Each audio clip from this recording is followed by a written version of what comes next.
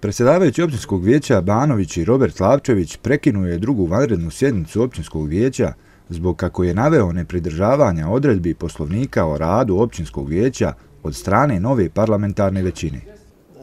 Ja nisam mogao dozvoliti dalji nastavak sjednice obzirom da je dnevni red grubo kršio Poslovnik o radu općinskog vijeća, gdje bi ja samim tim da sam dao na glasanje dnevni red koja je predložila većina, ja bi prekršio lično Poslovnik o radu općinskog vijeća. Svoje stavove o prekidu druge vanredne sjednice i trenutnoj političkoj situaciji u Banovićima iznijeli su predsjednici klubova Stranke demokratske akcije i Pokreta demokratske akcije u općinskom vijeću Minela Agić i Sifet Ikanović. Današnjim održavanjem sjednice općinskog vijeća napravljen je pomak u procesu deblokade rada općinskog vijeća, međutim ponovo imamo pokušaj kršenja Poslovnika o radu općinskog vijeća gdje su bile pokušane biti stavljene na dnevni red tačke koje se tiču razrješenja i imenovanja predsjedavajućeg i zamjenika predsjedavajućeg općinskog vijeća mimo odredbi Poslovnika o radu općinskog vijeća.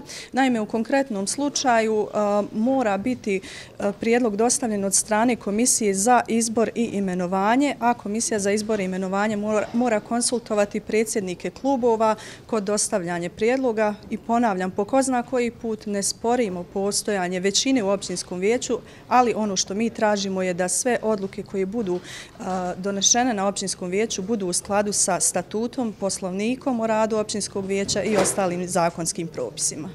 Iskoristili smo svoje pravo što nam Poslovnikom nalaže, znači da možemo na samoj sjednici da predložimo dnevni red. Mi kao većina u općinskom vijeću smo predložili dnevni red.